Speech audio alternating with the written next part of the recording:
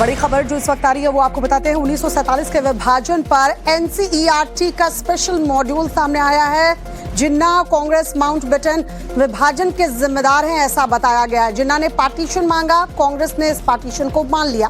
1947 विभाजन के लिए कांग्रेस जिम्मेदार है। स्पेशल मॉड्यूल जो सामने आया है एनसीईआरटी की तरफ से, उसमें तमाम ये बातें कही गई हैं, इसका जिक्र किया गया। इसी के साथ इस स्पेशल मॉड्यूल में नेहरू के एक बयान का भी जिक्र है, जिसमें उन्होंने माना कि विभाजन गलत है, लेकिन गृह युद्ध के हालात ना बने इसलिए जरूरी भी है।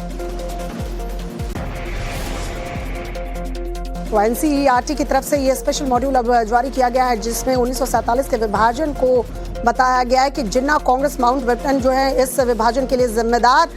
उस वक्त जिन्ना ने विभाजन मांगा और कांग्रेस ने मान लिया, इसलिए उस वक्त की कांग्रेस जिम्मेदार रही है। अब देखने वाली बात होगी कि इस पर सियासत कितनी ज्यादा गर्म होगी। जो इस वक्त आ रही है वो आपको बताते हैं। 1947 के विभाजन पर एनसीईआरटी का स्पेशल मॉड्यूल सामने आया है। जिन्ना कांग्रेस माउंटबेटन विभाजन के जिम्मेदार हैं, ऐसा बताया गया है। जिन्ना ने पार्टीशन मांगा, कांग्रेस ने इस पार्टीशन को मान लिया। 1947 विभाजन के लिए कांग्रेस जिम्मेदार है। स्पेशल मॉड्यूल जो सामने आया है एनसीईआरटी की तरफ से, उसमें तमाम ये बातें कही गई हैं, इसका जिक्र किया गया। इसी के साथ इस स्पेशल मॉड्यूल में नेहरू के एक बयान का भी जिक्र है, जिसमें उन्होंने माना कि विभाजन गलत है, लेकिन गृह युद्ध के हालात ना बने इसलिए जरूरी भी है।